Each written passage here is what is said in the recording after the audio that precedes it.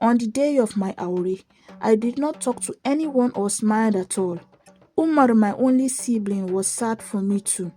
Malam Ayuba and some men came from the village beaming with smiles and happy as they led me to his house.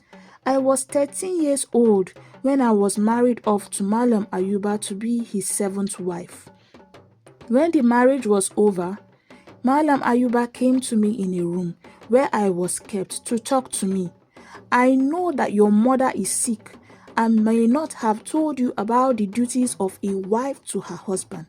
But let me advise you. This night, I will come to your room to perform my husband's duties. Your duty will be to leave the door open and tie a wrapper over your chest.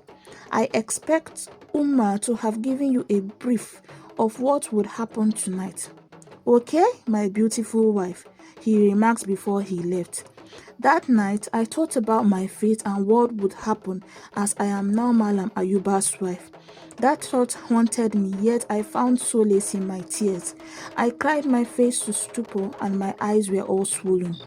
That night, I refused to obey his instructions.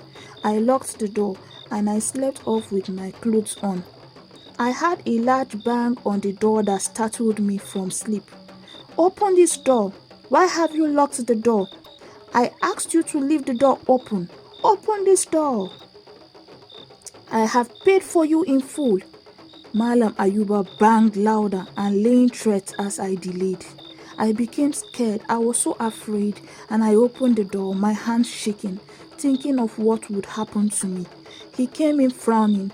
I could see the disgust on his face through the light reflection from the local lamp by my side. He closed the door and asked me to pull off my clothes immediately or he would flog me mercilessly. It was an order, but I refused. He insisted, "Pull off those rags or I tear them off you. I have paid for you in full," he reiterated. I kept crying and I did not know what to do.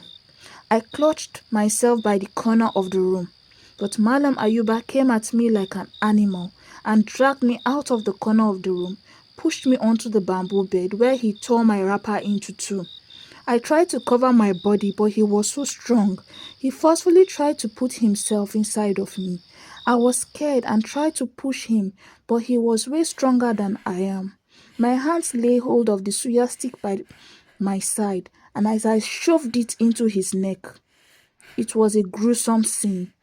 He was screaming that I had killed him. He kept shouting that he was going to destroy me. I quickly picked up my little bag and dashed out of the house, running as fast as I could, not looking back because I was in big trouble. I had killed a man.